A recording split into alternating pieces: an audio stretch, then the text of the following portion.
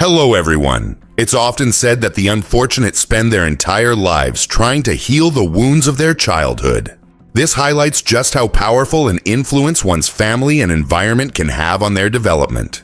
Numerous studies have shown that many criminals grow up in broken homes, deprived of moral guidance and proper emotional support, leading to psychological distortions and abnormal behaviors. The perpetrator in today's case is a prime example of such a background. He committed heinous crimes, violating and murdering countless innocent victims. He didn't even spare the elderly. People said he was nothing short of a wild beast. What kind of psychological trauma could twist someone into such a monster? Let's dive into today's story and find out. Lam Kwok Wai was born in 1971 in Dak Sing Village, San Tin, Hong Kong. He came from an ordinary family with 6 siblings. Their living conditions were modest, and raising such a large family placed a constant financial strain on them. His father was a deeply unpleasant man. Not only was he addicted to gambling, but he also routinely beat and verbally abused his wife and children. Unable to endure the never-ending domestic violence, Lam's mother eventually left the family.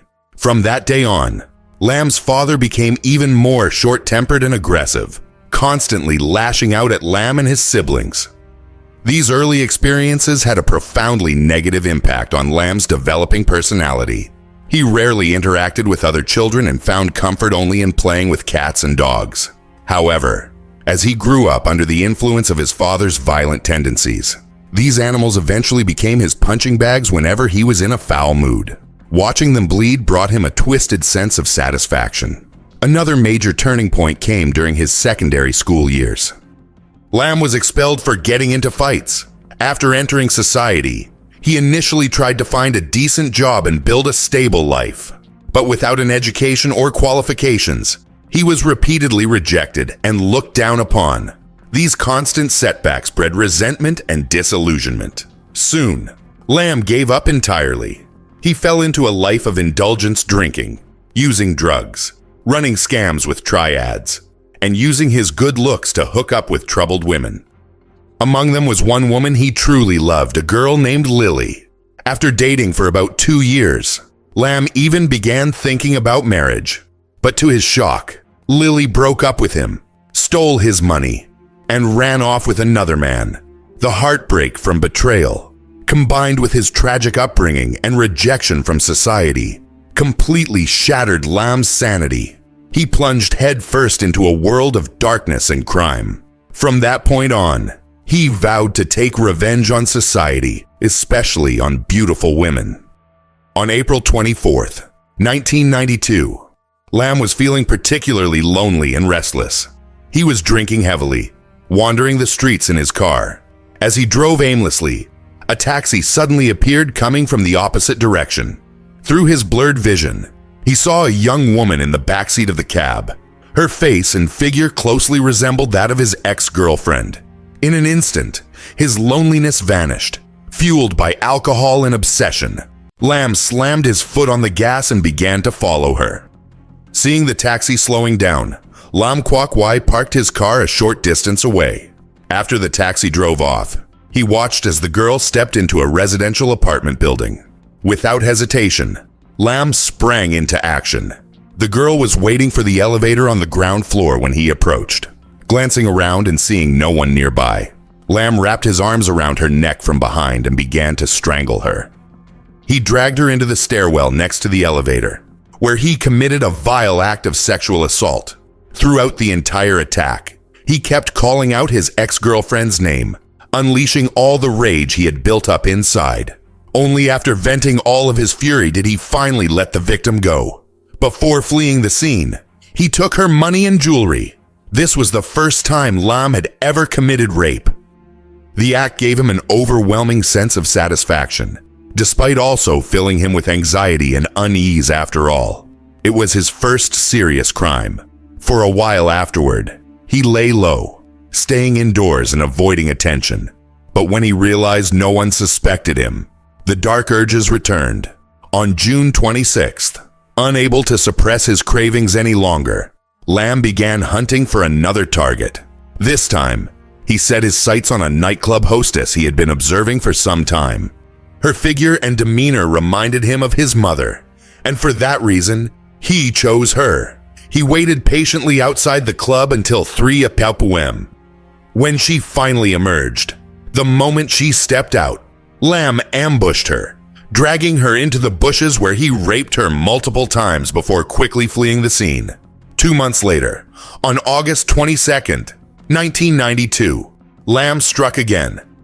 In the early hours of the morning, he assaulted and raped a 39-year-old woman named Mac Ying, dragging her into the bushes just like before. 3 violent attacks in quick succession rapidly caught the attention of the local police. Although the victims reported the crimes right away, and investigators were able to collect semen samples from the scenes, the fact that the assaults happened at night made it hard for the victims to clearly identify the perpetrator. All they could recall were vague details about his voice and hairstyle details too faint to be of much help. At the time, investigative methods were still outdated. Surveillance cameras weren't widely installed, and DNA technology had only just started to be implemented in Hong Kong. As a result, the police didn't have a sufficient database to match the samples and identify the suspect. Then, on December 4th, 1992, another woman was walking home late at night in the Tai Hang Yung neighborhood when someone suddenly grabbed her from behind, strangled her until she lost consciousness, and raped and robbed her while she was unconscious. Just a few weeks later, on December 28th, a woman was returning home from karaoke with her husband.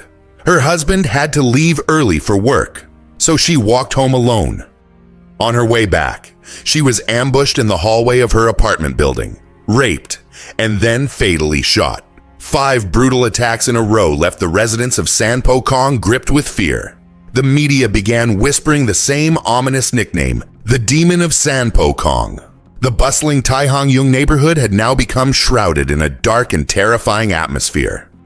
From elderly grandmothers in their 80s to young girls who hadn't even come of age, everyone lived in fear, afraid they might be the next target of the so-called Demon of San Poong. The pressure on the police had doubled. Night patrols were increased, and the department made a public promise they would catch the criminal as soon as possible. Through interviews with the victims, investigators concluded that all 5 attacks were the work of the same individual. In internal briefings, officers also noticed a pattern after each assault. The perpetrator would quickly use the victim's ATM card to withdraw cash from nearby machines. This led them to believe the criminal was intimately familiar with the area, likely a local resident. Moreover, the speed and precision with which he carried out his attacks and escaped indicated he couldn't possibly be traveling on foot. He had to have a vehicle. It was at this point that the taxi driver from the first incident came forward. He recalled seeing a white car following his taxi the night of the crime. This lead gave the investigation team a surge of hope. Identifying the make and imported Japanese white car and gathering partial plate number details allowed the police to narrow their list of suspects from thousands of vehicles down to just a few hundred. But while the police were still chasing leads, the killer struck again, this time escalating far beyond robbery and rape. Now, he had started to murder. At 4 a.m. on February 24th, 1993, the criminal selected a new target, a young woman riding alone in a taxi late at night. He tailed her silently through a chaotic street market, planning to wait until she entered her building, then strike when she went up the stairs. But unexpectedly, her boyfriend came downstairs to meet her. Lam had no choice but to retreat into the shadows, silently watching. He wasn't ready to give up. He waited. Soon, another woman appeared, walking alone. Lam quietly followed her and grabbed her arm, ready to assault her. But when he saw her face clearly, he was shocked. She was a middle-aged woman, around 50, and not someone who would go down without a fight. She immediately grabbed his ear, pointed a finger in his face, and began scolding him fiercely. Panicking, Lam tried to run, but the woman held on tight, yelling at the top of her lungs, "I've caught a pervert." She punched and kicked him repeatedly, drawing attention to the scene. Enraged by the humiliation, Lam lost control. He grabbed her by the hair and slammed her head into the wall. blood pouring down her face. Then he dragged her into the stairwell, stuffed a rag into her mouth, twisted her arms behind her back, pulled down her clothes, and raped her. Dawn was breaking. Elderly residents had begun their morning exercise routines, and students were making their way to school. Worried that someone might catch him, Lam killed the woman before fleeing the scene.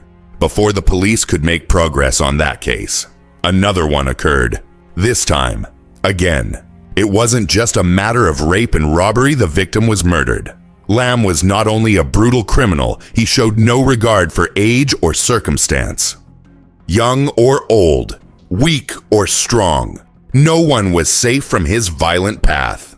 On the night of April 14th, 1993, a 22-year-old woman returning home late was raped and robbed by him. The severity of his crimes was escalating rapidly, and as media coverage sensationalized the events, public fear reached a fever pitch. The police intensified their manhunt, even going so far as to deploy undercover female officers posing as potential victims in hopes of luring him out. But he wasn't easily fooled. To evade the growing pressure, he moved to live near his sister's house, but that didn't stop him from continuing his brutal crimes. At 4 a.m. on May 24th, 1993, he targeted and raped a 23-year-old karaoke singer named Liu Xiaomin. After the assault, he asked her to be his girlfriend. When she refused and slapped him across the face, rage consumed him. Unable to tolerate the rejection, he strangled her with his bare hands until she died. This act of cruelty ignited public outrage. The community was shaken, and the police knew they had to capture the killer and bring him to justice immediately. Then, on August 5th, 1993, he set his sights on yet another young woman, this time a 21-year-old. After sexually assaulting her, he went further. He threatened her, forcing her to give him her phone number and agree to go out with him. If she refused, he warned he would kill her entire family. Terrified, the young woman kept silent. She didn't dare tell her parents or anyone else. Fortunately, her older brother sensed something was wrong. He gently pressed her until she finally broke down and revealed everything. The family immediately reported the matter to the police. Just a few days later, when he arranged to meet the girl to see a movie, officers were already waiting. He was arrested on the spot. At first, he refused to speak, but realizing he couldn't escape the charges, he eventually confessed to the full scope of his crimes. Between April 1992 and August 1993, he committed a string of horrific acts. He sexually assaulted 9 women across various locations: Friendship Night District, Tai Hang Yung, Yik Fung Building, Hung Hoi Estate, and Beautiful Scene Street, and murdered 3 of them. DNA comparisons finally confirmed what investigators had come to suspect Lam Kwok Wai was, without a doubt, the demon of San Poong, the man who had terrorized the district for over 14 months. In September 1994, the case went to trial, but Lam Kwok Wai admitted only to 8 counts of rape and 7 counts of theft. He denied the 3 murder charges, stubbornly claiming that the killings had been accidental. His defense attorney brought in 2 psychiatrists to testify on his behalf. The doctors stated that Lam Kwok Wai had grown up in a deeply dysfunctional environment, deprived of love, and subjected to abuse by his biological father. His withdrawn personality and unstable emotional development, shaped by that toxic upbringing, had led to his mental disturbance and, as they claimed, caused him to commit acts of rape and murder by accident. It was true that Lam Kwok Wai suffered from psychological issues, but it couldn't be said that he was completely insane. Throughout the crimes he committed when threatening victims or later providing statements, he still demonstrated a certain level of cunning and self-awareness. During the trial, he behaved in a perfectly normal manner, showing that he was in control of himself. Therefore, the court concluded that he was not mentally ill in the legal sense, but rather suffered from a behavioral disorder. As such, he was to be held accountable under standard criminal law rather than receiving the special considerations reserved for those legally deemed insane. In the end, the jury found Lam Kwok Wai guilty of 3 counts of murder. Although Hong Kong had abolished the death penalty in 1966, and its legislation on serious crimes had been revised in 1993, the brutal nature and sheer audacity of his offenses led the court to sentence him to 11 life terms in prison. Looking back at Lam Kwok Wai's life, it becomes clearer how he evolved into such a monstrous figure. Much of it can be traced back to the environment in which he was raised. The absence of his mother and the physical abuse by his father warped his mental state and bred within him a deep-seated hatred and distorted view of women. This was undeniably a complex and harrowing case, one that required the court to balance the severity of the crimes with a fair and measured judgment. It demanded not only that the law speak with firm authority, but also that the deeper causes of the crimes be considered. Lam Kwok Wai's family background may explain some of the reasons behind his actions, but they could never be accepted as an excuse or justification for such heinous crimes, regardless of the psychological or environmental causes behind criminal behavior. Anyone who breaks the law must face the consequences. Only by holding perpetrators fully accountable can society deter similar acts and safeguard its people. And Dotson lived in San Antonio, Texas, in 2006, where she worked as a nurse in the intensive care unit at Wilford Hall Medical Center on Lackland Air Force Base. She was a lieutenant in the Air Force, with only 3 months left in her service, when she mysteriously disappeared. What followed was a long and arduous investigation with an outcome that no one expected. On June 29, 1973, Dotson and her twin brother, Bob Dotson, were born in Colorado, USA. However, Dotson and Bob were not the first children of their mother, Candace. They had an older brother named Tony Dotson. At first, their family was a happy one, but as the saying goes, fate has its own plans. Just 1 year after the twins were born, their father suddenly passed away. This not only left the children without a father, but also placed immense pressure on their mother, Candace. Fortunately, she was a resilient woman and a member of the U.S. Air Force. Additionally, the military provided her with support, and after years of hard work, she successfully raised all 3 of her children. Her only daughter, Dotson, having grown up in a military environment, eventually followed in her mother's footsteps and joined the U.S. Air Force, becoming a critical care nurse at Wilford Hall Medical Center on Lackland Air Force Base in San Antonio, Texas. In 2004, she was promoted to the rank of lieutenant. Outside of her military career, Dotson was a passionate fan of country music and dance. In her free time, she often visited bars and dance clubs. It was during one of her dance classes at a club that she met a man who would have a profound impact on her life, Edward Welter. Edward was actually 20 years older than Dotson, but love is something that defies logic. They fell for each other at first sight, and their relationship quickly progressed. Not long after, Dotson became pregnant. However, this was when problems in their relationship began to surface. The consequences of their whirlwind romance became apparent. They didn't truly understand each other. From Dotson's perspective, she was determined to keep the baby. But Edward's reaction was the complete opposite. As soon as he found out about the pregnancy, he immediately suggested breaking up with Dotson and declared that he wanted no involvement with the child. Faced with Edward's cold and heartless attitude, Dotson remained firm in her decision. Having grown up without a father and watching her mother raise her and her siblings alone, she believed that being a single mother was not an issue. Years later, in an interview, Dotson's mother, Candace, recalled this moment and admitted that she had opposed her daughter's decision. She knew the challenges that awaited Dotson, but her daughter naively assured her that having this child wouldn't make her life any worse. The beginning of the disappearance. In May 2005, Dotson gave birth to a baby girl and named her Sarah Van. After her daughter's birth, Dotson, just like her mother before her, balanced both her military service and raising a child. Their lives were relatively stable. By November 2006, Dotson had planned a trip back home to Colorado to visit her family.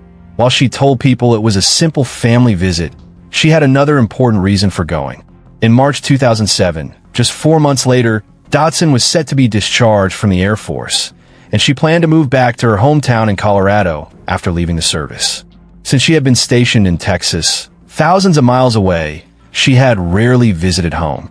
So this time, under the pretense of a family visit, she also wanted to make preparations for her relocation. On November 13th, 2006, Dotson and her daughter arrived in Littleton, Colorado, and temporarily stayed at her brother Tony Dotson's house. At this time, Tony was already married and had 2 children. His home was located near Chatfield State Park. According to Dotson's plan, her leave would last from November 13th to November 20th, a total of 1 week. In the first few days, she was busy making arrangements for her post-military life. By November 18th, most of the work was done, and she finally had time to enjoy her break. That evening, she asked her brother to watch her daughter for a while, as she wanted to go out to a local bar. Dotson clearly had a great time that night, as she didn't return to Tony's house until 2 a.m. on November 19th.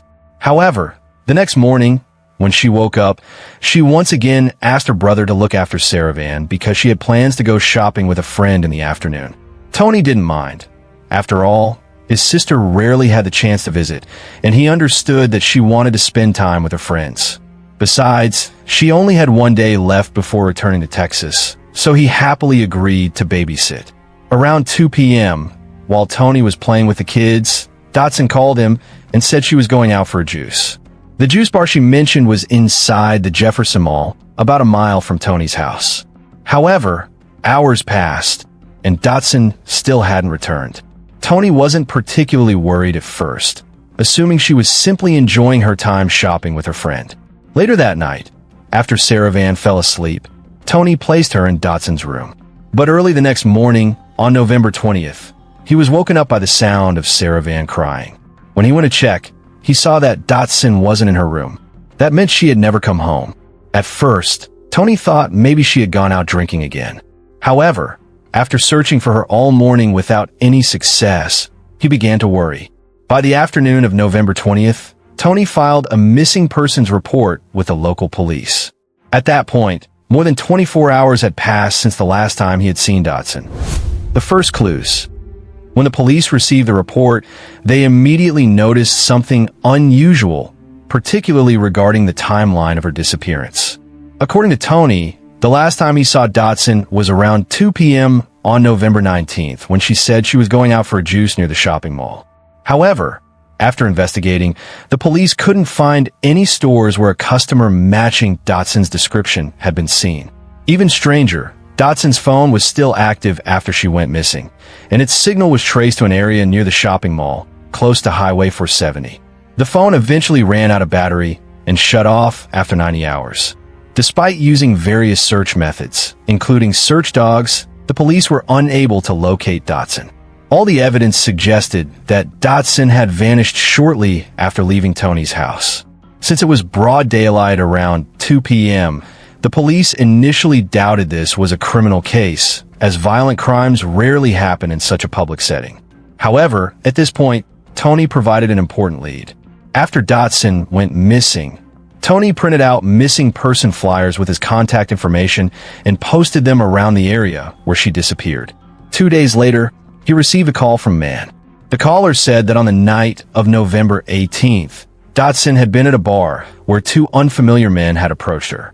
They tried to buy her breakfast, but in the end, her dance partner that night had stepped in and chased them away. The person on the phone was none other than Dotson's dance partner from that night. Based on this information, Tony began to wonder if the strange men at the bar had followed his sister and kidnapped her the next day. The police launched an investigation into these individuals. However, the results were disappointing. Authorities found no evidence linking them to any crime. With no clear leads, the police had to start from scratch, retracing all of Dotson's activities before her disappearance in hopes of uncovering new clues. According to their findings, the bar Dotson had visited on the night of November 18th was called Grizzly Rose. That night, she left Grizzly Rose around midnight. Tony had previously stated that Dotson returned home around 2 a.m. on November 19th, but police discovered that she didn't go straight to bed. Around 2:30 a.m., Dotson logged into a website. Moreover, she appeared to be deeply engaged with it. The next morning, at 10 a.m., and again at 1 p.m. She accessed the same website twice using her computer. The last time Dotson logged in was only an hour before she went out. This led investigators to suspect that the friend Dotson planned to meet on the day of her disappearance might have been someone she met through this social networking site. If that were the case, solving this case would become even more challenging. And indeed, their suspicions were correct. Despite extensive efforts, the investigation into Dotson's disappearance stalled. Due to the lack of new leads, Colorado police had no choice but to contact authorities in Texas to investigate people connected to Dotson's life. Even though the disappearance occurred in Colorado, the police initially believed it had been premeditated. This raised the possibility that the suspect was from Texas, where Dotson lived and worked. The prime suspect. Texas authorities soon identified a person of interest, Edward Weller, Dotson's ex-boyfriend and the biological father of her daughter, Sarah Van. His name did not come as a surprise. Even though the couple had broken up, Dotson had insisted on keeping the baby. In Edward's eyes, despite Sarah Van being his child, he wanted nothing to do with her. He refused to play any role in her life, and, most notably, he flat out refused to pay child support. Edward believed that he had made his stance clear from the beginning. He never wanted the baby. Since Dotson had made the decision to have the child, he felt it was solely her responsibility to raise her. This issue led to escalating conflicts between them. Neither side was willing to compromise, so Dotson decided to take the matter to court. In response, Edward became even more defiant, refusing to acknowledge Sarah Van as his child. However, with DNA evidence proving his paternity, Edward had no choice but to accept reality. The court ultimately ruled against him, ordering him to pay $10,000 in backdated medical expenses for Sarah Van since birth. Additionally, he was required to provide $900 per month in child support until Sarah Van turned 18. This only deepened the animosity between Edward and Dotson. Once lovers, they had now become bitter enemies. When questioned by investigators, Edward was uncooperative and refused to answer questions. Even after the police made multiple attempts to persuade him to come in for questioning, he avoided them. When they finally convinced him to set a meeting date, he simply failed to show up. His behavior only heightened suspicions against him. However, just as police were preparing to take more drastic measures, Edward unexpectedly contacted them himself, agreeing to a long interrogation. Strangely enough, by the end of this interview, all suspicions against him had been completely ruled out. The reason was simple. During the time of the incident, Edward had a solid alibi, proving he was nowhere near the scene. Once again, the investigation hit a dead end. A shocking twist. 6 years had passed since Dotson's disappearance. On the morning of May 21st, 2012, a young woman living on the west side of Denver, Colorado, suddenly woke up from her sleep. But it wasn't a nightmare that startled her awake. It was a masked intruder. The man stormed into her bedroom at lightning speed, threw a blanket over her head, tied her hands, and proceeded to assault her. When he was done, the masked assailant fled the house just as quickly as he had entered.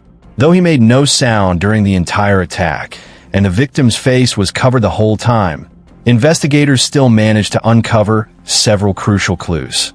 First, there were no signs of forced entry, meaning the perpetrator likely used a key or had inside knowledge of the home. Second, the woman's dog did not bark when it saw the intruder, suggesting he was someone familiar. Lastly, judging by his calculated actions, it was clear that his sole intent was to sexually assault the victim. Based on these details, the police urged the woman to think carefully. Was there anyone in her life who fit these criteria? Almost immediately, she thought of someone, her best friend's fiancé. She explained that this man had visited her home just a day before the attack. After their meeting, he had bombarded her with affectionate messages, which made her uncomfortable. Moreover, her best friend knew where she kept her spare key, meaning it was highly likely that he did too. When authorities questioned the man, he vehemently denied the accusation, insisting that the woman was making it all up. But the police weren't convinced. They requested that he submit a DNA sample for comparison against evidence collected at the crime scene. The results came back as an exact match. In the end, he was convicted of breaking and entering, as well as sexual assault, and sentenced to 6 years in prison. His name was Tony Dotson, the older brother of and Dotson, and the last known person to see her before she vanished. Tony had divorced his first wife in 2009, which was why he was now engaged to someone else. To those who knew him, he seemed like an ordinary man. No one could have imagined that he was capable of such crimes. In reality, however, his depravity was far worse than anyone could have anticipated. Once behind bars, Tony wasted no time aligning himself with prison gangs. He used money to buy their loyalty. According to reports, Tony sent a total of $100,000 in cash and assets to 3 different gangs. But this raised a crucial question. What was the money for? The chilling answer soon came to light.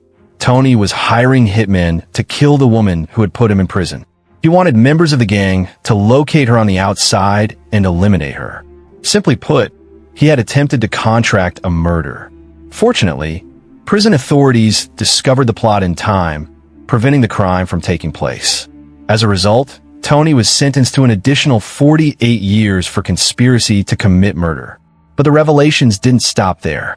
Back in 2009, a woman was found dead inside her own car. What made the case suspicious was that the primary beneficiary of her life insurance policy was none other than Tony Dotson, even though he was merely her business partner. Despite law enforcement suspicions, they lacked concrete evidence to charge him. In the end, Tony successfully collected $300,000 from her insurance payout. Following Tony's conviction, and Dotson's disappearance resurfaced in the public eye. Was he involved in her case as well?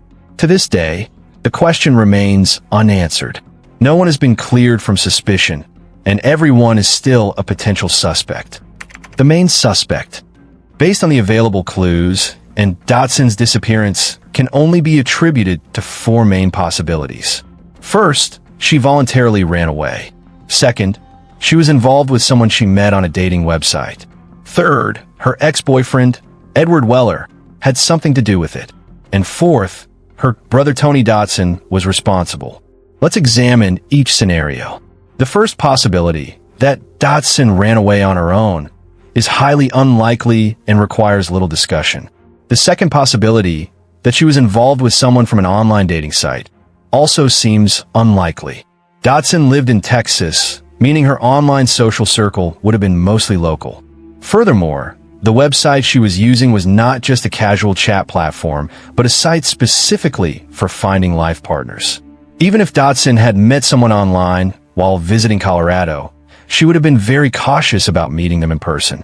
After all, as a military officer, Dotson was trained to be careful. The third possibility involves Edward Weller, her ex-boyfriend. However, this scenario also doesn't seem very probable. The primary conflict between them was over their child, Sarah Van. But ultimately, Dotson chose to raise the child alone. Even if Edward had killed her, he would still have to pay child support, meaning his motive wasn't strong enough. Additionally, after Dotson's disappearance, Edward took custody of their daughter, which doesn't align with the theory that he had a reason to eliminate her. The most suspicious figure. Now, let's focus on Tony Dotson, the last person to see and alive. Every detail we know about her movements before she vanished comes from his testimony. Initially, nobody doubted him because he was her brother. The bond of family gave his statements credibility. But when we analyze his timeline more closely, several inconsistencies emerge. On November 18th, 2006, Dotson left Grizzly Rose Bar at midnight. Yet, later that night, at 2:30 a.m. and again at 1 p.m. the next day, she logged into a dating website. These logins were verified by police and are confirmed to be authentic. However, Tony claimed that the last time he saw and was at 2 p.m. on November 19th, when she supposedly left the house. If her disappearance was premeditated, the most logical time to act would have been late at night. Now, let's examine the location of Grizzly Rose. The bar is north of Denver, about 23 miles from Tony's house, a 30-minute drive. Since Dotson left the bar at midnight, she should have arrived home by 12:30 a.m. But according to Tony's testimony, Dotson didn't get home until 2 a.m., which creates a 90-minute gap. So where was she during that missing time? If Tony is telling the truth, then the only explanation is that Dotson met up with someone else before heading home. But if that's the case, why would she log into a dating website just 30 minutes after getting home? That doesn't make sense. Even if we assume Dotson had a habit of checking the site regularly, there's still a key question. Was it really in logging in? Could have been Tony using her account? Another strange fact, police confirmed that and logged in to the dating site 3 times on November 19th, but they never disclosed what she did afterward. Looking at all the available information, it seems someone deliberately created these logins to mislead investigators into believing that and was still alive between 2:30 a.m. and 1 p.m. Even more suspicious is the timing of these logins. The 2:30 a.m. login was 30 minutes after she got home. The 1 p.m. login was 1 hour before she supposedly left the house. These times aligned perfectly with Tony's timeline, and came home at 2 a.m. and left at 2 p.m. This makes it seem as if her disappearance was connected to the dating site, diverting suspicion away from Tony. Did Tony kill his sister? Yes, Tony is the prime suspect in Dotson's disappearance. However, there is still one crucial gap in this theory: the motive. What reason would Tony have to harm his own sister? To this day, Dotson's disappearance remains unsolved. If Tony was truly the perpetrator, then he successfully fabricated an alibi and covered his tracks flawlessly. And if that's the case, he is far more evil than anyone ever imagined. A man capable of killing his own sister. It's absolutely sickening. But what do you think? Do you believe Tony Dotson is guilty?